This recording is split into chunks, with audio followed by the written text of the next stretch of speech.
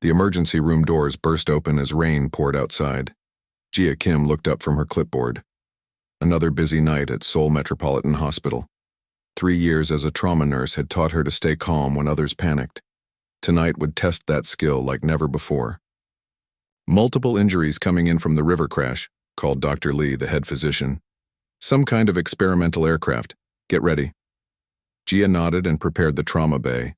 The usual routine: check supplies, ready the monitors, make space for the incoming patients.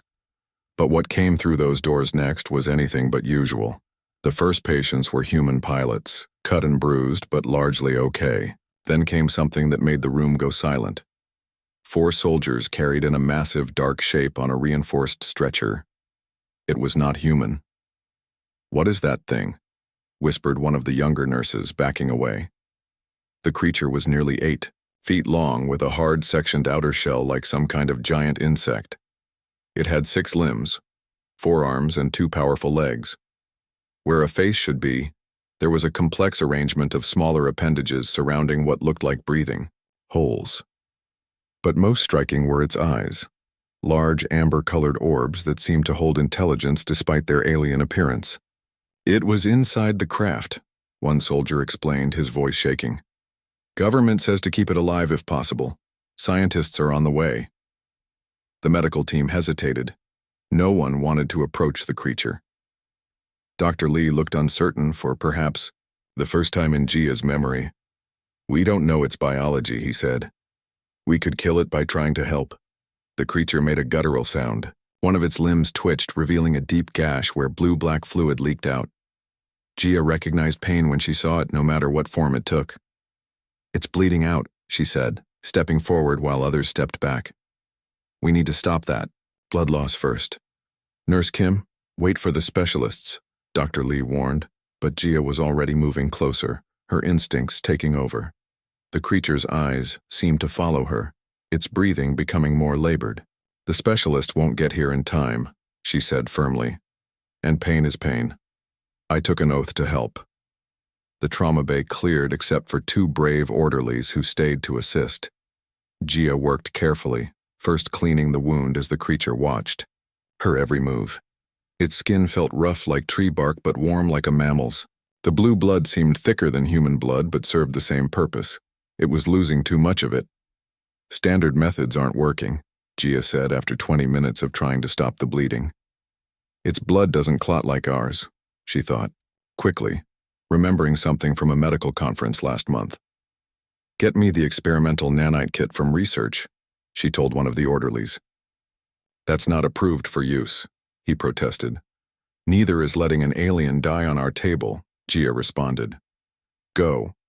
While waiting, she spoke softly to the creature, not knowing if it could understand, but hoping her tone would convey her intent.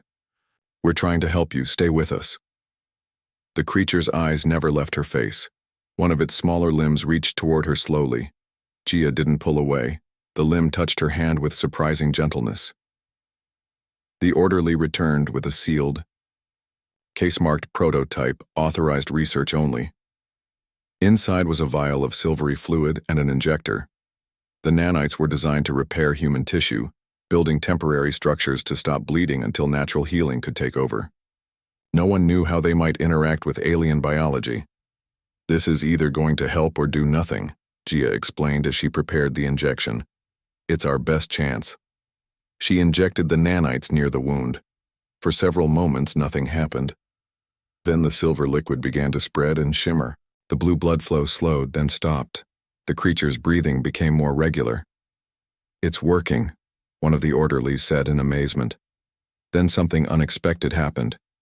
The creature's body tensed, and its eyes glowed brighter. Jia felt a strange sensation in her head, like a pressure building behind her eyes. The room around her seemed to fade. Suddenly she wasn't in the hospital anymore. She saw strange landscapes with purple skies and towering crystal formations. Massive ships larger than cities. Creatures like the one on her table. But thousands of them moving in perfect coordination. Planets being systematically stripped of resources. And finally images of Earth, marked for the same fate. Through it all she felt emotions not her own. Curiosity, confusion, and something like shame. The nanites had somehow created a bridge between their minds. When the vision cleared, Gia found herself on the floor, the orderlies helping her up. The creature was still watching her, but differently now, with recognition. "Are you okay?" asked the orderly. I think I saw its world," Gia said, struggling to process what had happened. "I think it showed me why they're here, and it's not good." Before she could explain further, government agents flooded the room. Men in dark suits accompanied by scientists in protective gear took over, pushing the medical staff aside. "The specimen is now under federal jurisdiction," announced their leader, a stern woman with cold eyes. "Everyone who had contact with it will be quarantined and debriefed." As they prepared to move the creature, its eyes found Gia again. One clawed hand reached toward her desperately. "Thorax," she heard clearly in her mind, though the creature made no sound. "I am Thorax. It's speaking to me," Gia told the agents. "In my head. I think the nanites created some kind of connection." They ignored her, restraining the creature Thorax to the stretcher. As they wheeled it away, Gia felt something tugging at her consciousness. Broken images and urgent feelings. "A warning. Others coming," she whispered, understanding somehow. "They're coming to find him and me. Nurse Kim, you need to come with us," said one of the agents, taking her arm. Over the next 3 days, Gia was kept in isolation, questioned repeatedly about what she had experienced. She told them everything except how strong the connection felt. How she could still sense Thorax's presence somewhere nearby. How his thoughts occasionally brushed against hers, growing clearer each time. On the 4th day, alarms blared throughout the facility. Gia sat up on her cot as the lights flickered. Through their strengthening mental link, she received one powerful message. "They have found us. We must go now." The door to her room burst open, but it wasn't guards or agents. It was Thorax. Somehow, free, towering in the doorway with 2 unconscious security officers at his feet. "They come to purify," his voice echoed in her mind. "To erase what we have become. You changed me. They will destroy your world for that. We must run." Gia looked at the alien creature, the first contact between humanity and another intelligent species, and made a choice that would change 2 civilizations forever. She took the hand he offered and ran. She ran beside Thorax through the underground facility. Warning lights flashed and alarms screamed all around them. Her mind raced with questions, but survival came first. The alien moved with surprising speed despite his injuries. "How do we get out?" she asked, both aloud and in her thoughts. Images flashed in her mind. A mental map of the building that Thorax had somehow memorized during his capture. They needed to reach the loading dock 3 levels up. "Others of your kind?" Thorax's thoughts pushed into her mind. The mental voice was deep and rumbling like stones moving underground. "They'll be looking for us both," Gia replied. "My people fear what they don't understand." A squad of armed guards appeared at the end of the hallway. Thorax pulled Gia into a side room just as gunfire erupted behind them. The room was small with only cleaning supplies and a service elevator. "Up," Thorax said, his actual voice a series of clicks and low growls that somehow made sense to Gia now. The elevator was too small for both of them. Thorax pried open the doors and revealed the shaft behind. "Climb," he urged, lifting Gia toward the cables. "I follow." Gia grabbed the maintenance ladder on the wall and began climbing. Below, she heard the door burst open and shouts as guards discovered their escape route. Then came sounds she would never forget. Guards screaming, strange wet noises, and the sickening crack of breaking bones. Moments later, Thorax was climbing after her, moving quickly on 4 limbs while his other 2 held something. In the dim light, Gia saw he had taken weapons from the guards, 2 pistols that looked tiny in his massive hands. They emerged on the loading dock level. Through their connection, Gia felt Thorax's urgent need to get outside before something arrived. What that something was remained unclear, but the fear surrounding the thought was overwhelming. "Vehicle," Thorax said, pointing to a military truck with keys still in the ignition. The drivers had abandoned it when the alarm sounded. Gia slid behind the wheel while Torax somehow folded his large body into the cargo area and back. She started the engine just as more guards poured onto the loading dock. Gunfire pinged off the truck's metal sides as she floored the accelerator, crashing through the security gate and onto the road beyond. "Where do we go?" she called back, to Torax. "Mountains," came the reply in her mind. "Away from people. My kind will look for us in cities first." As they drove through the night, Torax shared more through their mental connection.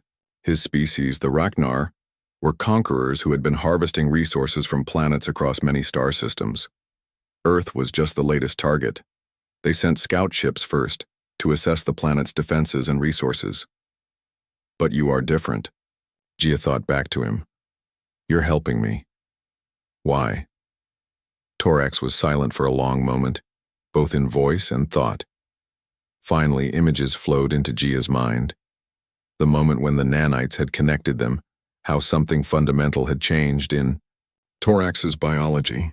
Ragnar were supposed to be mentally isolated, each one connected only to their commanders through strict hierarchical links. Direct empathic bonds with other species were impossible, until now. "I feel what you feel," Torax explained. "Your care for others. Your compassion. These concepts did not exist for me before. Now I am changed. Broken, my people would say. And they're coming to find you because of this change? To eliminate me. And you. The connection we share is dangerous to them. It proves humans are not just resources to be used." Dawn was breaking as they reached the mountains outside Seoul. Gia found a logging road that wound deep into the forest. When it became too rough for the truck, they continued on foot. Torax moved more comfortably in the wilderness, his body designed for various terrains. They found shelter in a small cave as the sun rose fully. Gia was exhausted, both physically and mentally. The realization of what was happening settled on her shoulders like a weight. She was now a fugitive from her own government, on the run with an alien being whose species planned to destroy her world. "How many of your kind are coming?" she asked. Torax's answer sent chills through her. He showed her images of massive ships, hundreds of times larger than the scout vessel that had crashed, a fleet that could strip a planet bare in weeks, and they were coming anyway, even before this happened between us? "Yes," Torax admitted, "but now they will come faster, with greater purpose, my distress signal before capture, my failure to report. These things alert the fleet." Gia sat on a rock trying to process everything. "Then what's the point of running? If they're going to destroy Earth anyway?" Torax moved closer, his amber eyes fixed on her face. "The bond we share. It should not be possible. It changes everything about what my kind believes about yours." Through their connection, Gia began to understand. The Ragnar saw themselves as the only truly sentient beings in the universe. Other species were categorized as resources or threats, never as equals. This perspective justified their destruction of inhabited worlds. The mental bond between Gia and Torax shattered that worldview. "If others of my kind experience this connection," Torax continued, "they might change too. The Council fears this possibility. It is why they will hunt us so fiercely. So we're running to survive long enough to what? Show others of your kind. This connection is possible? Yes, but more is needed." Torax touched her forehead gently with one clawed finger. "The nanites that saved me, that connected us. We need more." Gia thought of Dr. Park, her old mentor who now worked at the National Medical Research Center. If anyone would have access to more of the experimental nanites, it would be him. But reaching him meant returning to the city, where both human and Ragnar hunters would be looking for them. Their planning was interrupted by a sound that made Torax freeze. A high-pitched whining noise just at the edge of human hearing. "Seeker drones," he explained, his thoughts filled with alarm. "Hunter squad has arrived." Gia moved to the cave entrance and saw small metallic objects moving through the trees, scanning the forest floor. They looked like flying discs with glowing red sensors underneath. How did they find us so fast? She whispered. Tracking the nanites, Torax replied grimly. The technology has a signature they can follow. One of the drones changed direction, heading straight for their cave. Torax pulled Gia deeper inside just as a beam of energy scorched the rock where she had been standing. We cannot stay here, Torax said, checking the stolen weapons. When seeker drones find targets, Hunter Squad follows.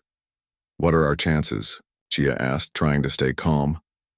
Torax's answer floated into her mind with grim certainty. Against Ragnar hunters with only these weapons? None. We need help. Deep in Gia's pocket, her phone vibrated. She had forgotten she still had it. The screen showed a text message from an unknown number.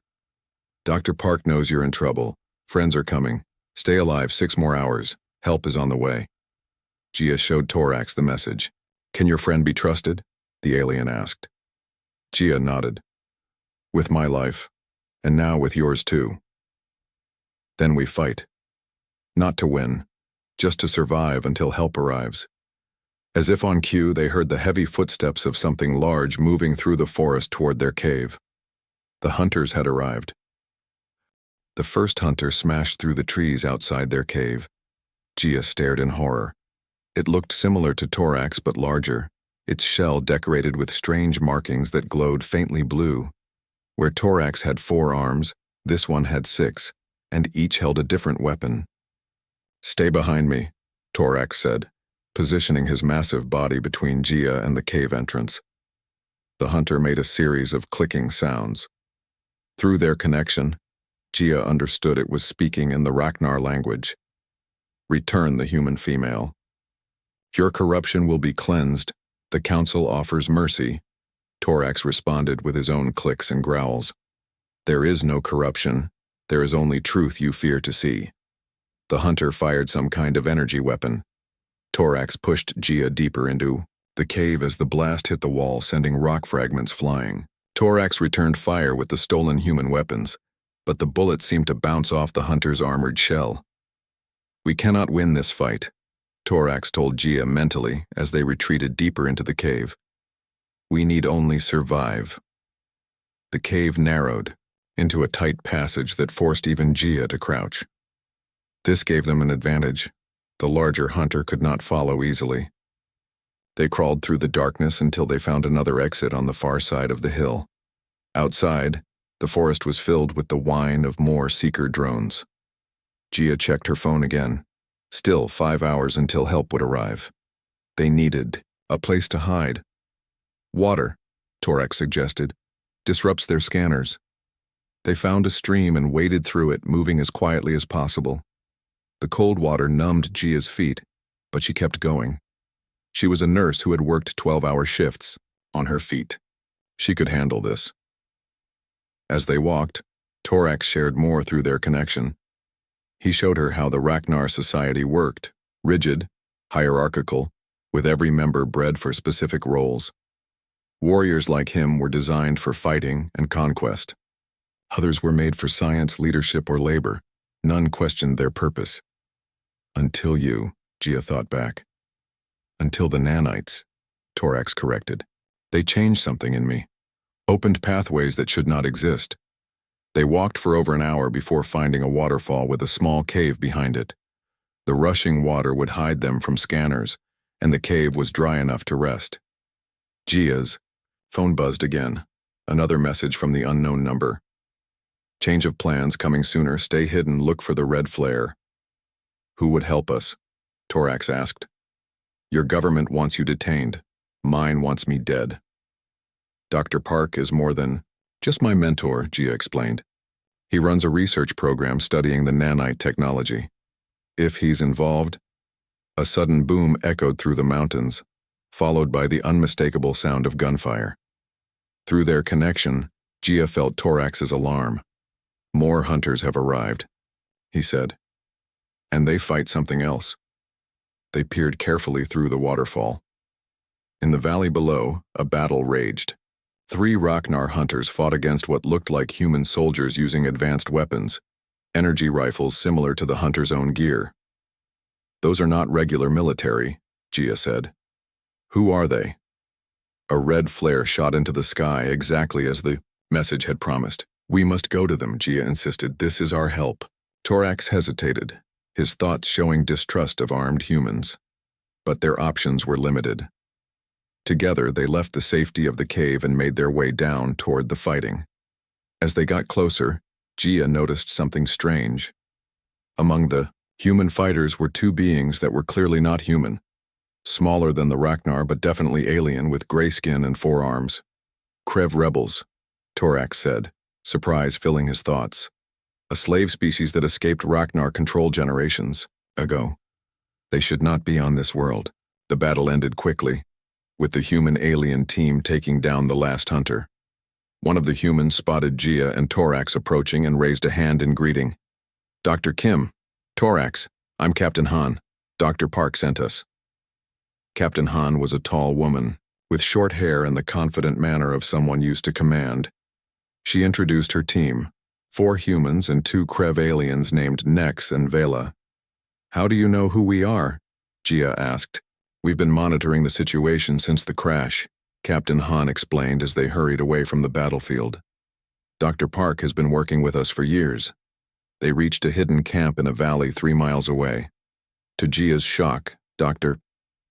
Park himself waited there, looking exactly as he had when she'd last seen him 2 years ago. A small man with kind eyes behind thick glasses. "Gia," he greeted her warmly. "I'm so glad you survived. And you too, Torax. You've done something remarkable together." Seated around a campfire, Dr. Park explained everything. The crashed ship had not been an accident. A faction of Ragnar opposed to their empire's endless expansion had deliberately crashed near humans they believed might help. "The nanite technology you used," Dr. Park said, "isn't strictly human. We reverse-engineered it from technology found decades ago. It was designed specifically to bridge neural gaps between species." "You mean aliens have been on Earth before?" Gia asked, struggling to process this revelation. "Many times," Nex, one of the Krev, answered. His voice was high and musical. "Your world sits at a crossroads of space. Many pass by, few stop, fewer make contact." The resistance group had formed 20 years earlier, when the first Ragnar scout ships were detected approaching the solar system. They had been preparing for this moment, when the Ragnar fully arrived to begin harvesting Earth. "The crash was deliberate," Dr. Park continued. "The rebel Ragnar aboard sacrificed themselves to deliver the ship near our medical facility. They knew about our nanite research and hoped we would use it." "They died so we would make this connection?" Gia asked, looking at Torax. "They believed it was the only way to change Ragnar society," Vela, the female Krev, explained. "From within, through experience that cannot be denied." Through their mental link, Gia felt Torax's confusion and guilt. He had spent his entire existence believing in Ragnar superiority, in their right to take from lesser species. Now he saw the truth, a lifetime of lies used to justify destruction. "How many worlds?" he asked Nex and Vela aloud. "Hundreds," Nex replied softly. "My homeworld among them. What you two share, that connection, is what the Council fears most. If Ragnar can bond with other species, see them as equals, feel their pain, their entire empire collapses," Captain Han finished. Dr. Park leaned forward, eyes intense. "Which is why we need to get you both to their command ship." "What?" Gia couldn't believe what she was hearing. "Go to them. The nanite connection you share can be broadcast," Dr. Park explained. "If we can reach the Ragnar command ship, we can send your shared consciousness to every Ragnar in the fleet." "They would all feel what we feel," Torax said slowly, understanding dawning in his mind. "Exactly," Dr. Park said. "Some would resist, but many would change just as you did, Torax. It could split their society apart." Gia felt overwhelmed. She was just a nurse who had tried to save a life. Now they wanted her to save an entire world. "We have a plan," Captain Han said. "But it's dangerous. We captured a Ragnar shuttle in the battle. We can use it to reach their orbital station." But we need you both to volunteer. Torax's thoughts brushed against Gia's mind, showing her images of worlds burning, species dying, endless destruction. Then he showed her what Earth would look like if they failed. When do we leave? Gia asked. Dawn, Captain Han replied. The Ragnar ships are almost here. We have less than 2 days before the harvesting begins. As everyone else prepared for the mission, Gia sat outside the camp, staring at the stars. Somewhere up there, an alien fleet approached, preparing to destroy everything and everyone she had ever known. She felt Torax approach before she saw him. Their connection was growing stronger by the hour. I am sorry, he said, sitting beside her, for what my kind planned to do. You're not like them anymore, Gia replied. You changed. Because of you, Torax said. Your kindness when you could have let me die. I never knew such a thing could exist. In the darkness, they watched a shooting star cross the sky. Neither mentioned that it might not be a star at all, but another Ragnar ship entering the atmosphere. Dawn was coming, and with it their most dangerous journey yet. Dawn painted the sky pink as Gia and the others gathered around the captured Ragnar shuttle. The craft was sleek and dark, shaped like a teardrop with sharp edges. It seemed to absorb the morning light rather than reflect it. It seats 8, Captain Han explained. 2 pilots and 6 passengers. Nex and Vela would pilot the shuttle. They had experience with Ragnar technology from their time fighting the Empire. Captain Han and 3 human soldiers named Kim, Dae and Jun would provide security. Gia and Torax were the mission's heart. Without them, there was no point in reaching the command ship. Dr. Park hugged Gia goodbye. When this is over, you must tell me everything about the neural connection. For science. His attempt at humor made Gia smile despite her fear. She had no medical equipment, no backup, just her training, Torax's knowledge, and a vial of extra nanites Dr. Park had given her just in case. They boarded the shuttle with minimal gear, weapons, medical supplies, and a modified broadcasting device that would amplify and transmit Gia and Torax's shared consciousness once they reached the command ship. Activation sequence started, Nex announced from the pilot seat. The shuttle hummed to life, its controls lighting up with strange symbols. Torax sat beside Gia, his massive form making the seat look small. Through their connection, she felt his anxiety. This was more than a rescue mission for Earth. For him, it was a complete rejection of everything he had been taught to believe. Your people might kill you for this, she said privately through their link. They are no longer my people, he replied. Not if they cannot change. The shuttle rose from the ground smoothly, accelerating into the sky faster than any human aircraft Gia had experienced. The blue sky darkened to black within minutes. Earth curved below them, a beautiful blue sphere. First time in space? Captain Han asked, noticing Gia's wide eyes. It's so peaceful up here, Gia replied. Hard to believe there's a war coming. It's already here, Vela said from the pilot seat. Look. On the horizon, shapes appeared against the stars. First one, then 3, then dozens. Massive ships, each, one larger than the biggest human cities. The Ragnar harvest fleet had arrived. Can they detect us? Gia asked. Not yet, Nex answered. This shuttle has current identification codes. We appear to be returning from a scouting mission. They approached the largest ship in the center of the fleet. It dwarfed the others, shaped like a massive claw with hundreds of smaller craft docking along its curved edges. The Void Talon, Torax explained, command ship of the Harvest Fleet. Through their connection, Gia saw memories of the ship's interior, endless corridors, vast chambers filled with Ragnar warriors, and at the center, the council chamber where the 7 eldest Ragnar directed their empire's expansion. We'll dock at a secondary maintenance bay, Nex said. Less security there. As they approached, a voice came through the shuttle's communication system, clicking and growling sounds that Gia now understood through her connection with Torax. Scout vessel, identify and report. Torax stepped forward and responded in his native language. explaining they were returning with important information about human defenses. Gia felt him struggling to keep their connection hidden from his thoughts as he spoke. The command ship granted them permission to dock. The shuttle glided into a massive bay where dozens of similar craft sat in perfect rows. Work crews of smaller Ragnar moved about servicing the vessels.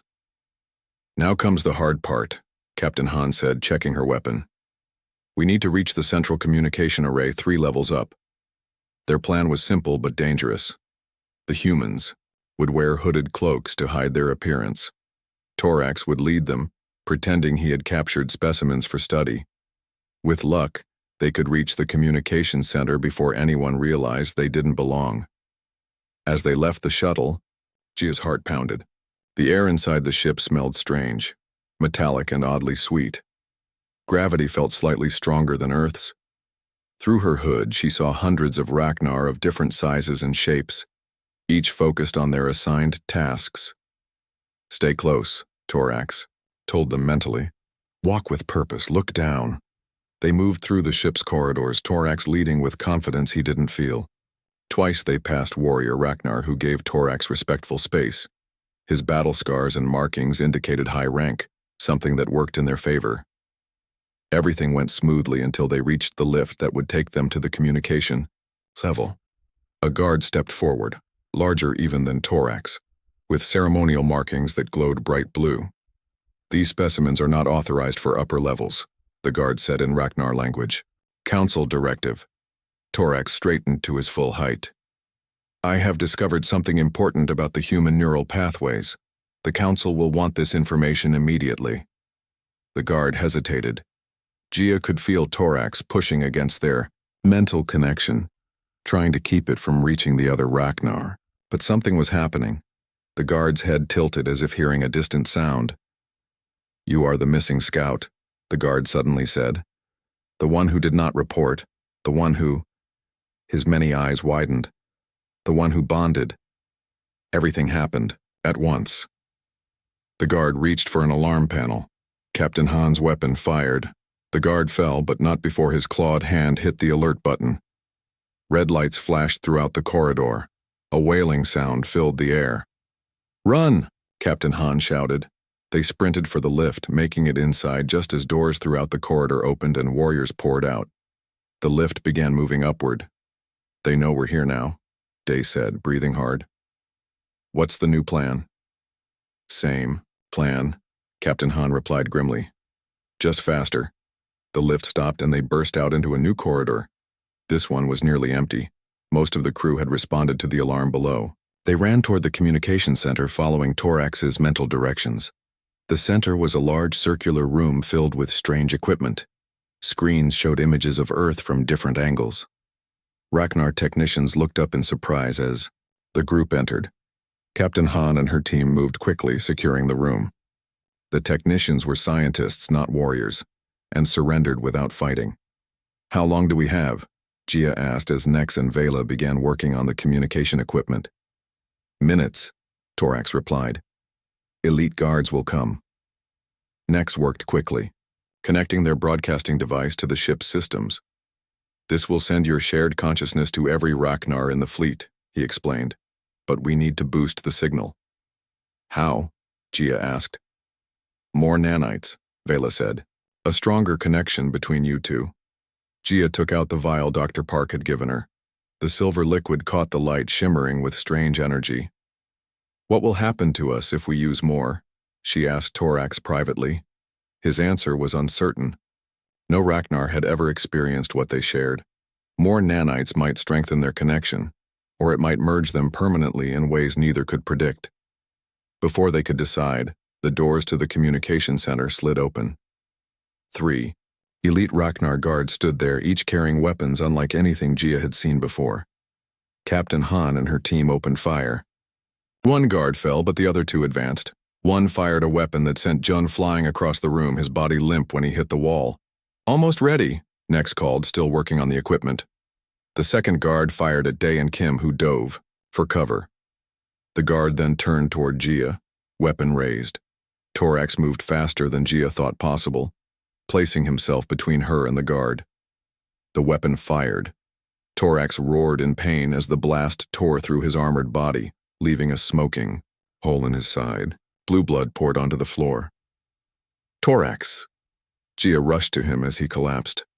His thoughts were fading, their connection weakening as his life ebbed away. Without thinking, Gia broke the vial of nanites and poured the silver liquid directly into his wound. For a moment, nothing happened. Then the nanites began to glow, spreading throughout Torax's body and into Gia where she touched him. The sensation was different this time, not a bridge between minds but something deeper, more fundamental. Gia gasped as Torax's thoughts flooded into her consciousness. Not just his thoughts, but his memories, his identity, his very essence. And she felt herself flowing into him as well, their separate selves blurring at the edges. "Connection at maximum," Nex shouted over the continuing battle. "Broadcasting now." As Captain Han and her last remaining soldier fought the elite guards, as Nex and Vela activated the broadcast system, Gia and Torax completed a transformation. Neither of them fully understood. They were no longer entirely separate beings. The nanites had created something new, a shared consciousness that was neither human nor Ragnar, but something that understood both completely. And as the broadcast began, that consciousness reached out from the command ship, touching every Ragnar mind in the fleet. The broadcast spread through the Ragnar fleet like wildfire. Every Ragnar, from the lowest worker to the highest council member, suddenly felt the shared consciousness of Gia and Torax flooding into their minds. They experienced Gia's compassion when she first treated the wounded alien. They felt Torax's shock as he discovered emotions he had never known existed. They lived through their escape, their growing bond, and their desperate journey to the command ship. Most importantly, they experienced what it meant to see through another species' eyes, to understand that other beings could think, feel, and deserve to exist. The effect was instant and overwhelming. Throughout the massive fleet, Ragnar dropped what they were doing. Some fell to their knees. Others screamed, in confusion.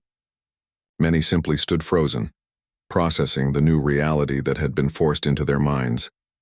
On the bridge of the command ship, the 7 council members fought against the connection with all their mental strength. They were the oldest and most rigid of their kind, their beliefs about Ragnar's superiority hardened over centuries. "Block the transmission," the head counselor ordered. "Kill the source immediately." But the elite guards who should have obeyed stood unmoving, their weapons lowered as they experienced the truth of the connection. For the first time in the history of their species, a Ragnar order went unfollowed.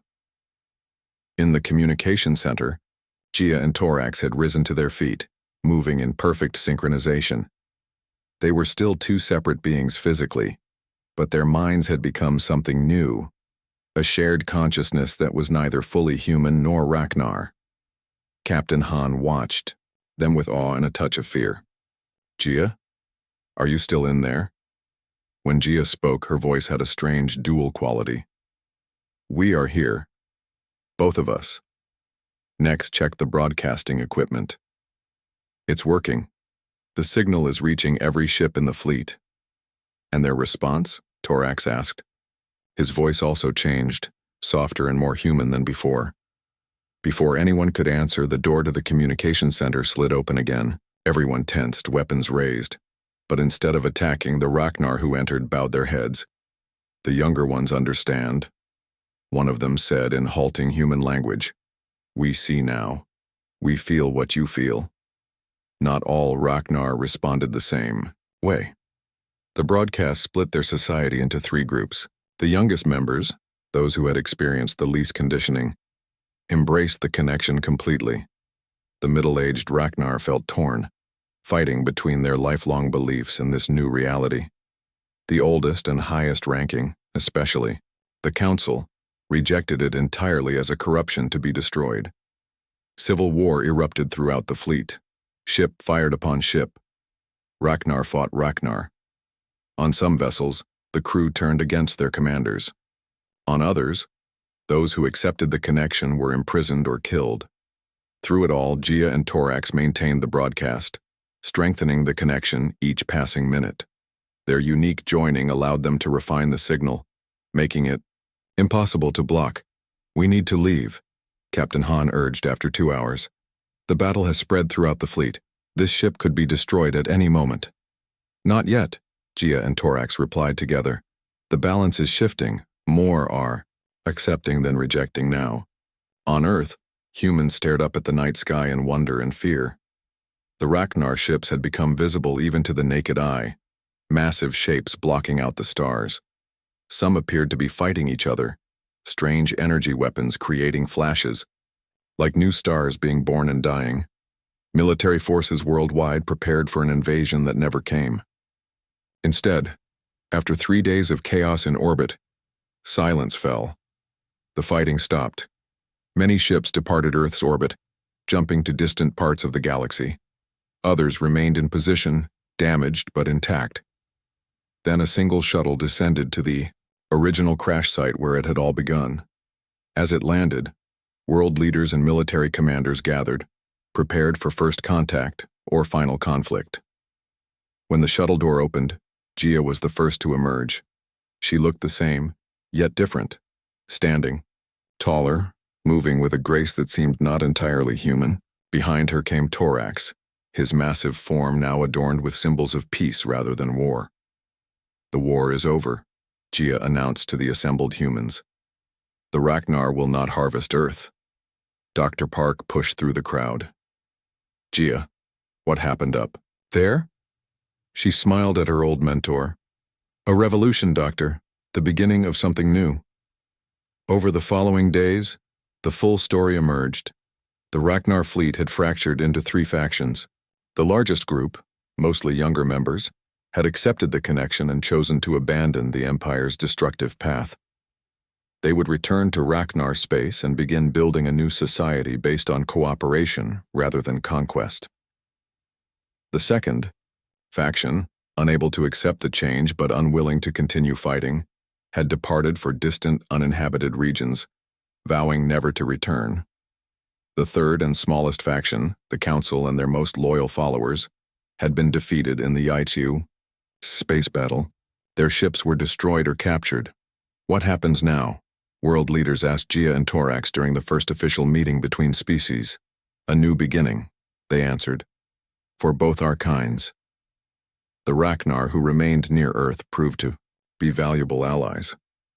Their advanced science helped humans develop technologies to heal their damaged environment. In return, humans taught the Ragnar about art, music, and the value of individual expression, concepts that had been forbidden in their old empire. Gia never returned to nursing in the traditional sense. Instead, she became something much more important, a bridge between species. The nanite connection she shared with Torax became a model for a new kind of diplomacy. Small groups of willing humans and Ragnar underwent a modified version of the procedure, creating bonds of understanding that prevented the misunderstandings that had triggered so many wars throughout history. 5 years after the Civil War, in orbit, Gia stood on a hillside watching the first Ragnar city being built on Earth, not as conquerors, but as immigrants and allies. Beside her stood Torax, who had become the leader of the new Ragnar society.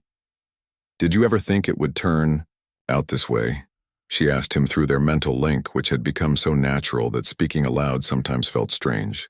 "Never," he replied honestly. "My kind believed only in taking.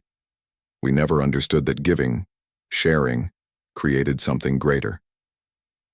A group of children played nearby, human and Ragnar youngsters together, the first generation that would grow up knowing both worlds. One small Ragnar child was teaching human children a game involving complex patterns drawn in the dirt. The human children laughed as they tried to follow along with their fewer limbs.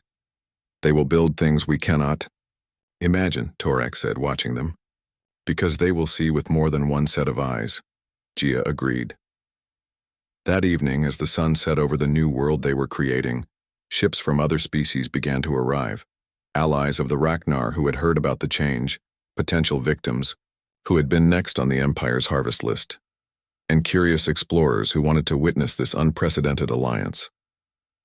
Earth became a crossroads for 100 species, a place where the most unlikely connection between a compassionate nurse and a warrior bred for conquest had created something that would spread across the stars, the understanding that difference did not mean division, that seeing through another's eyes could transform enemies into family.